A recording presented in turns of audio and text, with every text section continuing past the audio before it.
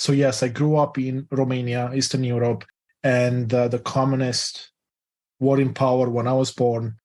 So of course, because I grew up in a time of scarcity, a time of fear, a time of many old beliefs, a lot of those were imprinted on me without necessarily my knowledge.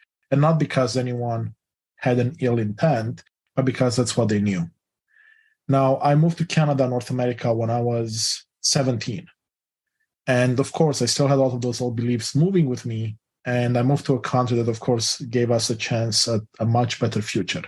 But what I've realized as I was going through my schooling years and, of course, later in the corporate world is that I had a lot of beliefs that weren't necessarily resonating with either the culture I was in, but more importantly, with who I thought I was inside or who I thought I can be or I should be.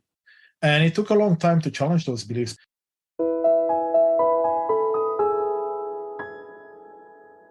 Welcome to Linda's Corner, where we bring more hope, healing, and happiness into the world. My name is Linda Bjork, and today we're going to be talking about challenging old beliefs and unleashing the best version of ourselves. I'm delighted to welcome Constantin Morun. Constantin is a holistic life empowerment mentor, a senior account technology strategist for Microsoft, and the host of the Unleash Thyself podcast. You can reach Constantin at his website, unleashthyself.com, and I'll include a link in the show notes. Welcome, Constantin. I'm so glad that you could join with me today.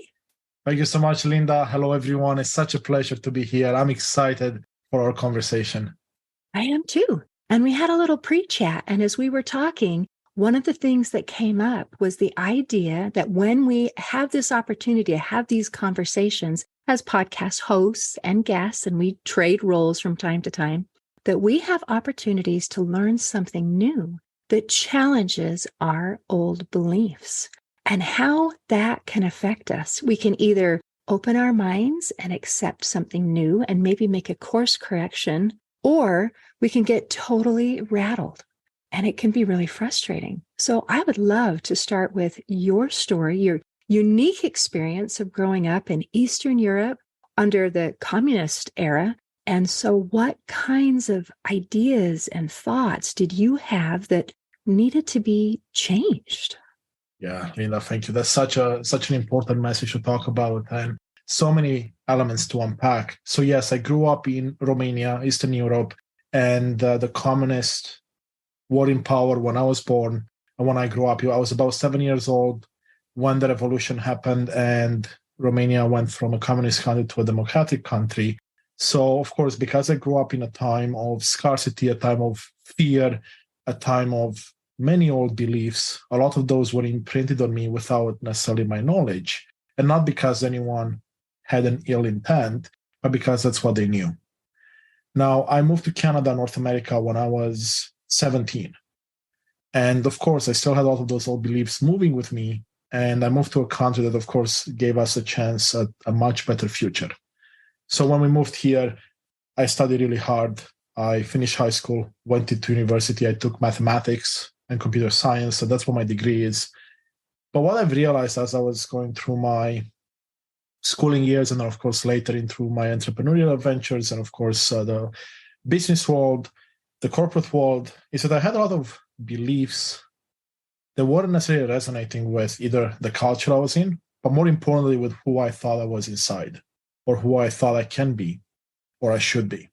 And it took a long time to challenge those beliefs, but one of them that I would imagine resonates with many people listening is this idea of a fixed mindset versus a growth mindset.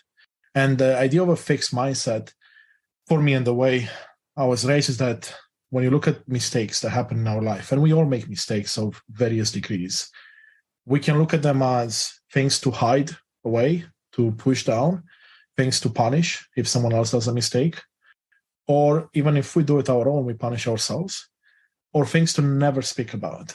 And that's your fixed mindset. And if you look at the growth mindset, it's this idea that, wait a second, something happened in my life, good or bad, doesn't matter what label we apply to it, but we can learn from it. So do we look at everything that happened in our life as something that we want to not go back to and keep hiding away? Or do we look at it as an opportunity to change? And that took me a while to wrap my head around, just because sometimes I would be like, oh, that's a lesson I can learn. But other times I'll be like, no, I don't want to touch that. It's too traumatic, it's too scary, it's too, brings up bad memories or whatever the case might be. That is so huge. So we have a choice when we have a challenge to our beliefs or to our experience. Am I fixed where I have failed? And that means I have to hide it. I should be embarrassed. I should be ashamed. I'm supposed to be perfect. And so I need to put up this facade of perfection. And anything that I do or think or anything in my past or my beliefs that doesn't look perfect, I'm really embarrassed about that. I'm really ashamed. I need to hide it. Or I can have these experiences, whatever they may be, and say, I can learn from that. I can grow from that. And it just reminded me, I have a beautiful peach tree in my yard. And when you start and think about a peach tree, it starts just as a little seed, and then it's a little seedling, and then I have a little stick, and then it takes years before it maybe makes one little blossom, and then I might eventually get some peaches. So at what point is it perfect? I mean, is it a failure the whole time until it finally produces peaches? Or is it's perfect at each stage of growth? It is growing into something. And it is absolutely okay that it didn't produce peaches at first because it wasn't time yet. And so as we judge ourselves, I think we need a little more compassion, where it's okay that I am not everything that I could be yet. And it doesn't mean that I can't get there. How do you feel about becoming our best selves? Oh, that's such a beautiful way and analogy that you use that. And I agree with you 100%. I mean, again, I came up from the background I did, and we were talking about the mistakes and growth mindset versus fixed mindset. And I was very hard on myself. Why? Because when I went to school, if I didn't get the right grades, the teachers were hard on me. Maybe my family was hard on me. So then, of course, that's all I knew. So I was hard on myself, and I would lack that self-love, self-compassion that people talk about. And I thought that was woo when I heard people talk about, no, you got to show yourself love, you got to show yourself self-compassion. But what I realized is that I was treating myself worse than I would treat anyone else. And to what end? Because that never brings you joy, that never brings you anything to put a smile on your face, that makes things worse. So I agree with you 100%. It's not going to be something you can fix overnight if that's you. But you got to put in small steps towards first becoming aware that you're doing something like that. That was the first step for me. It's like, oh, wait a second, I just thought that I'm lazy or I'm stupid or I'm ugly or fill in the blanks, right? Any of those things that we tell ourselves. And then once you catch yourself, then you have a choice to reframe it and say, no, I don't actually believe that. And for the most part, if you actually stop for a second and look and say, okay, let's say I said I'm lazy because I didn't do something. Then what I've done to really kind of come around to that is like, look for examples where I actually was not lazy and say, well, no, I'm lazy for not taking the garbage out at 7 p.m., let's say, versus the next morning. But wait a second, all day I've done all these things to prove that I'm not lazy. So it's almost like we have to remind ourselves the opposite is also very true, because our mind is very quick to go to the negatives because that's all we've been feeding all our lives. And that's what we've heard from others in our lives as well. Wow, such common sense advice. Let's look for some opportunities, something that doesn't match the thing that we said. Because if I say I'm lazy or I'm fat or I'm ugly or I'm whatever the thing is that I'm saying, I can absolutely come up with some reasons why the thing that I just said is true. But there are other examples of things that's not true. And so which story do we tell ourselves? What do we believe? So that is excellent. Okay, so if I'm feeling down on myself, I need to look for some things that are positive, that challenge that negative belief. Well, Constantine, what if I can't find any? What if I'm just thinking, no, I really am lazy. I'm lazy. Then what? That's a great question. And here's one thing I realized very late in my life that I wish I would have realized when I was in my teens, in my 20s maybe. This idea that everything just is, but we humans apply a label to it. So when you say you're lazy and you can't find proof that you're not lazy, well, you have a definition of lazy, but I'll have a different definition of lazy. And then everyone else will have their own variation of lazy. For me, what you're doing may not look lazy because I grew up differently. I had different societal lessons that I've learned and conditioning. But for you, it might be lazy because, let's say, you grew up in a family with a mother that was always cleaning up the house, always keeping it clean, and you grew up in a family where, let me say, your father maybe was a professor, so you had to learn and study all the time. So if you don't study 15 hours a day, then you're lazy. So what common belief I had to challenge in myself is this idea that, wait, I apply a label to something, which means I can change the way I label any situation.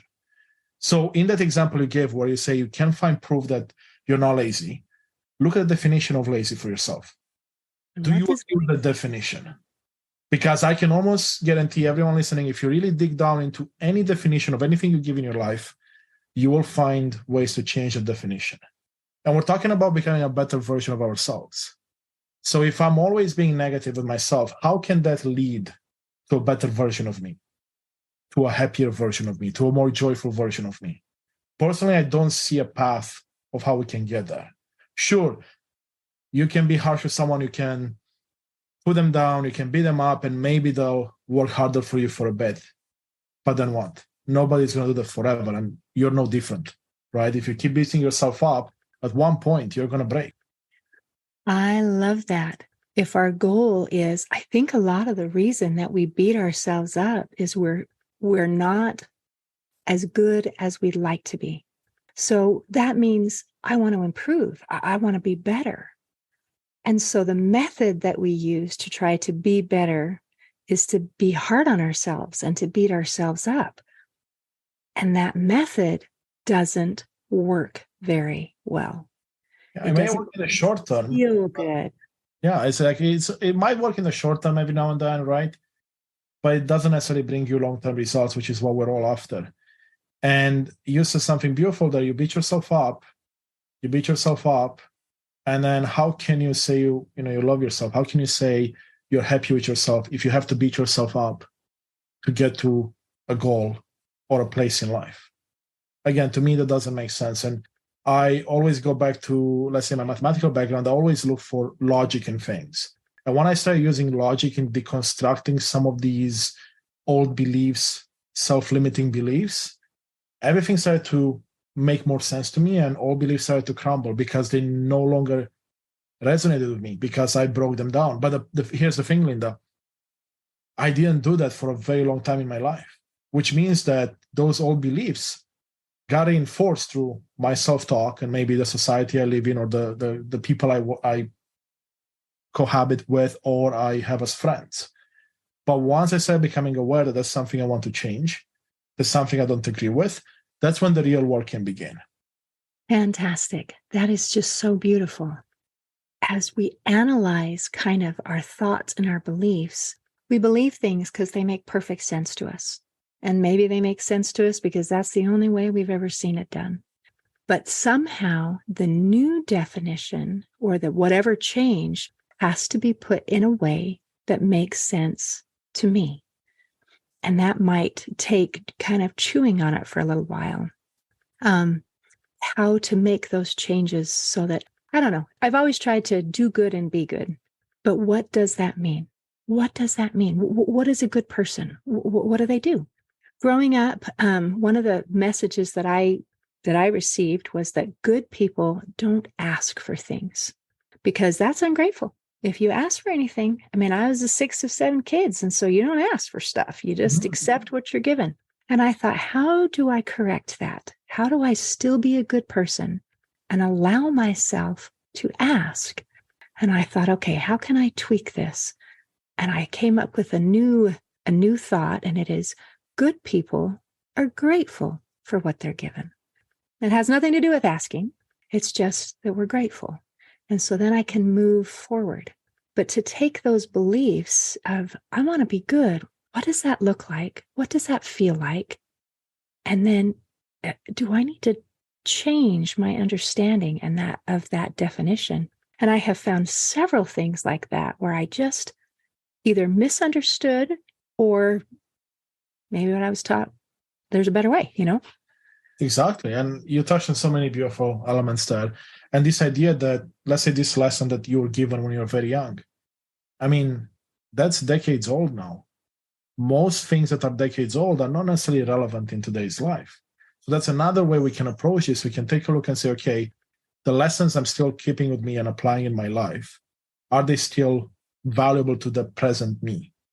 And though, because again, I'm a techie guy, I work with computers, I always look at a computer that we use, like you and I, Linda, to chat right now.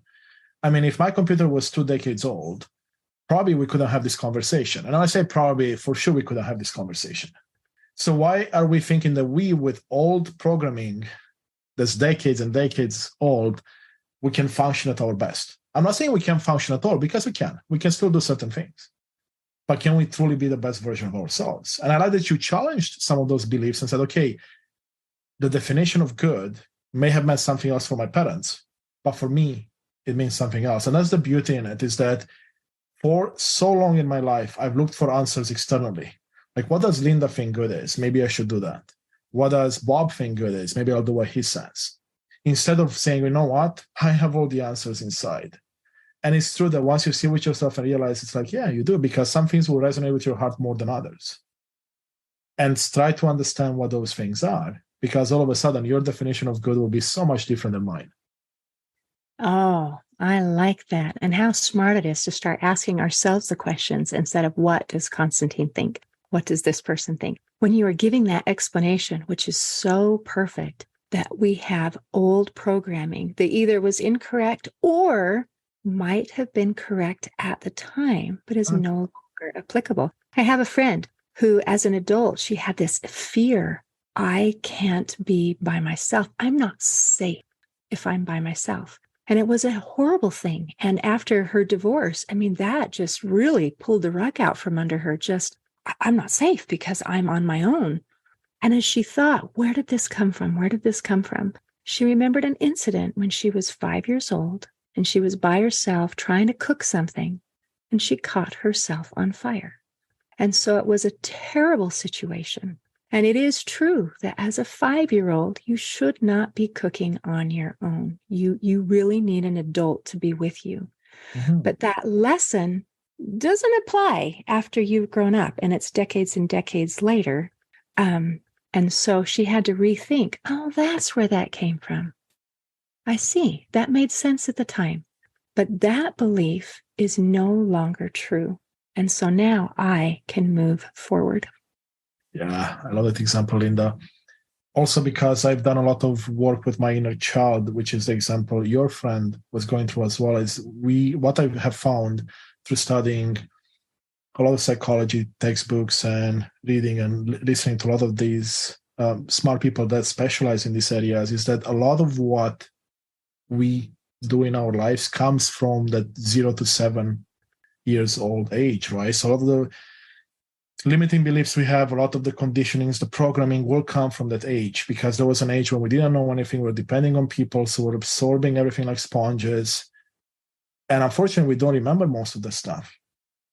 But yet it's driving most of our life, because our unconscious mind is driving the majority of our life and our quick reactions. Because, of course, as human beings, we evolved to stay safe, to avoid danger.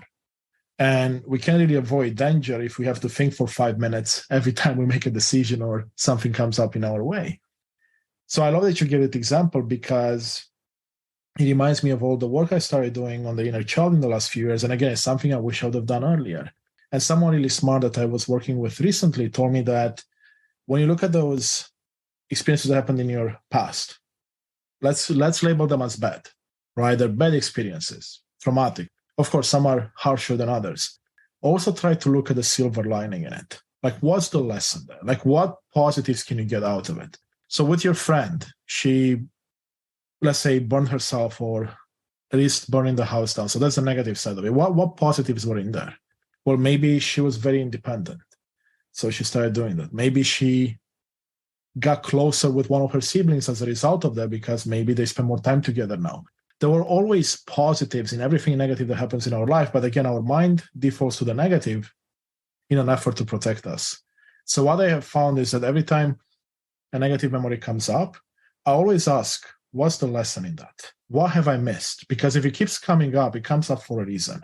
And if I keep bedding it down, which is what I did for a long period of my life, then it's going to just come up like a volcano, right? It's going to be angrier and angrier. And it's like, okay, it keeps coming up. Let's pick up the lesson and move on. And once I started doing that, things have not come up again. Well, those things. Of course, there's others that come up. But once something comes up, you learn from it. I have found that it goes away. I love that. And another friend who said, the truth will set you free. And if you're not free, you haven't found the truth yet. And so as we're looking at these stories and these experiences, whatever it is, if it's still haunting us, then we're not free. So we need to look for those parts that help us to feel good about whatever it is that took place. I really like that you brought up the point that we default to the negative to keep us safe. And I would like to talk a little bit more about that, because not everyone understands that. And sometimes we have a feeling of, the negative, like maybe we don't have compassion on ourselves because we're negative. So you think bad things about yourself or think bad things about stuff that's happened. And then when you think that you're thinking bad things, then you get more down on yourself.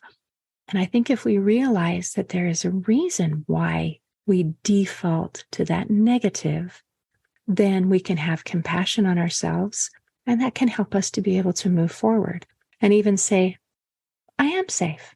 I am safe, and it's okay. I can move forward. So will you explain a little bit more about this safety and our default settings? Absolutely. So the way I see it, and I won't get into the science of it because that's not my background, but the way I understand it is pretty simple. If we look back at anything, let's say more than 50 years ago, right, Earth was not very safe for most human beings. And if we go back even, let's say 10,000 years or even a couple of thousand years, there was a lot of wildlife, a lot of wars, a lot of scarcity.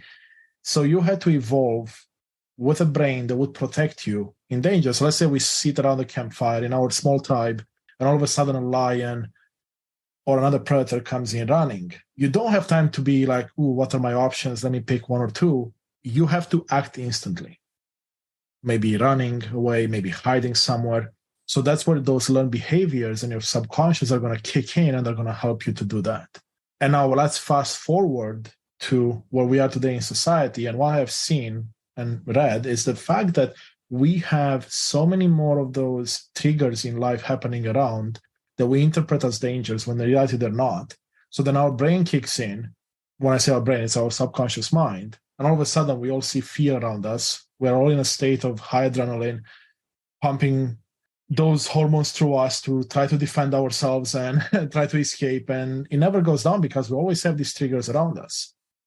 So if we come from a place of negativity all the time, which is something, again, I've done all my life leading up to the point where I realized I was doing it, and people in my life, people I grew up with, is because they grew up in a time that wasn't safe. And that's what their parents were teaching them.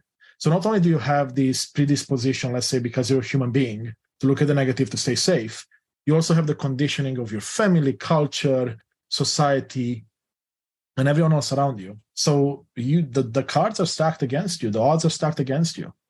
So what can you do? Well, the way I've approached this to make my life a bit easier and become a better version of myself is to always look at both sides of the coin. So if, let's say, I want to go on an adventure, and because I'm excited, I'm likely going to look mostly at the positives and not necessarily ignore the negatives, but maybe not focus on them. And then, Linda, I come to you and I say, hey, Linda, I want to go on this safari in the jungle. Lions are going to be around me, cheetahs, whatever. And you could be like, wow, but isn't that dangerous? Have you thought about this, this, and this, right? Because again, our mind defaults to the negatives. So it's the idea of like, which side do we come from? Like if I come from the positive side, I don't want to ignore the negatives. I want to be aware of them so that I can be prepared for them, but I want to focus on the positives. But if you come from the negative side, what's going to do is going to blind you to all the positives. And it's likely going to reduce how important they are. So that will prevent us as human beings from taking chances, from experiencing things that we deem to be very unsafe. And I'm not advocating to go out and do crazy things. I'm just saying, just taking a chance and saying, I'm going to quit this job in which I'm miserable, and I'm going to take a chance in this job. Or I'm going to take a chance and do things on my own. Or even a better example that unfortunately has happened in my life many times is like, I'm going to drop this friend because they're not good to me, right? They either talk down to me, they don't reciprocate, they don't show up, whatever the case might be. And I'm going to drop the friend and I'm going to move on and I'm going to find other friends. But our conditioning in my case was like, oh, but it's hard to make friends. But no, you've known that person for so long. But no, fill in the blanks. I'm sure we've all done some of it.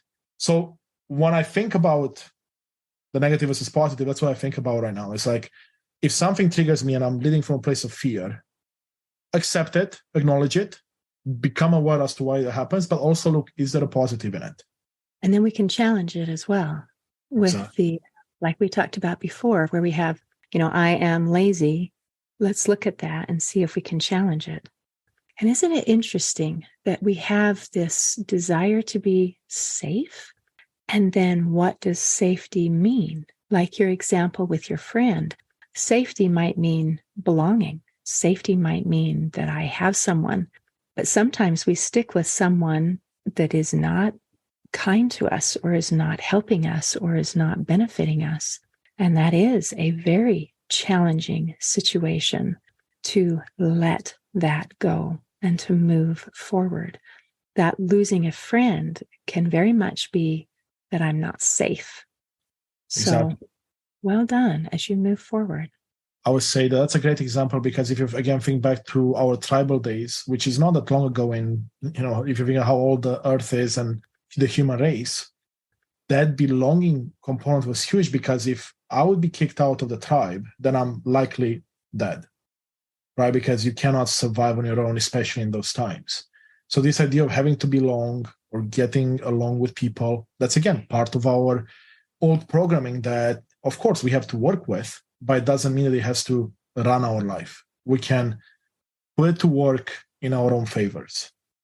And that makes all the difference, is to be able to take what comes naturally and to use it to actually benefit us rather than to keep us stagnant.